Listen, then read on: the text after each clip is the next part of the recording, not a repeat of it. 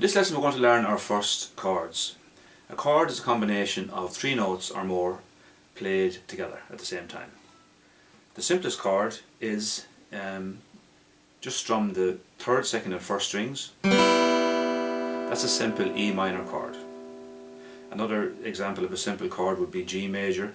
You fret the first string on the third fret and strum four strings, and that's simple G major. Now we're going to look first of all at E minor, and if you look at your chord box you will see that to create E minor you fret the second fret on the fifth and fourth strings, and you use your second and third fingers for that. So you put your second finger on the fifth string and your third finger on the fourth string on the second fret. You will also see on the chord box that there is an O at the end of the sixth, third, second and first strings. That means that you play those strings open. Okay, now to play this chord properly, you press with your fingertips. You need to bend your knuckles, crook your fingers so that your tips of your fingers are pressing on the strings. Play each note separately. See if they're all ringing properly. If they are, well done. You might get a buzzing sound or a fuzzy sound like this.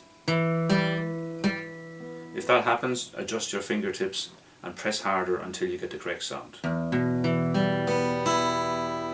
Okay, E major, if you look at the chord box, it's very similar to E minor.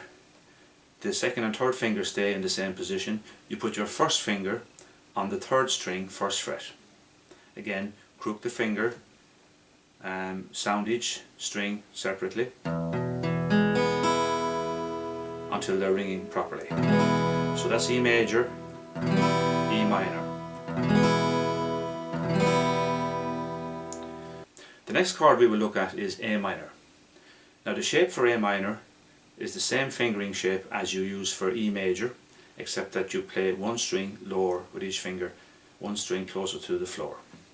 So your second finger will be on the second fret, fourth string, your third finger will be on the second fret, third string, and your first finger will be on the second string, first fret. Again, sound out the notes.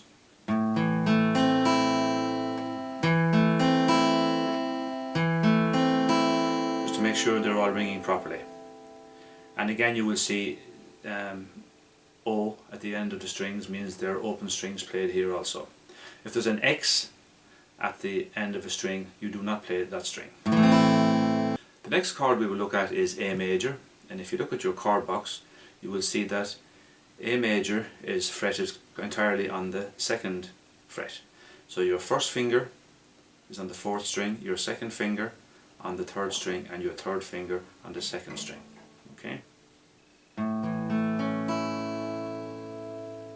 I actually fret this with just two fingers, but the more common way is the three fingers. Now let's look at some simple chord changes. So if you fret E major again, and we know A minor is a similar fingering shape, you just come down a string. So just try and move your fingers as a unit from E major to A minor. So with my four strums on E major, move, 2, 3, 4.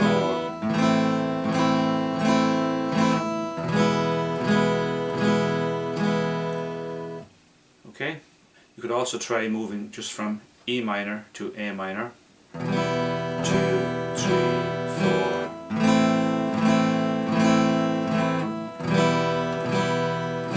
And again, try and move your fingers as a unit instead of trying to look at the guitar to see where do you put each finger.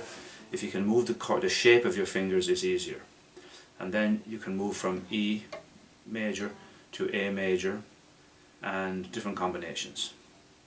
Now if your fingers get sore, which they will, take a rest, come back to it. Unfortunately there's no easy way of toughening up your fingertips except through practice.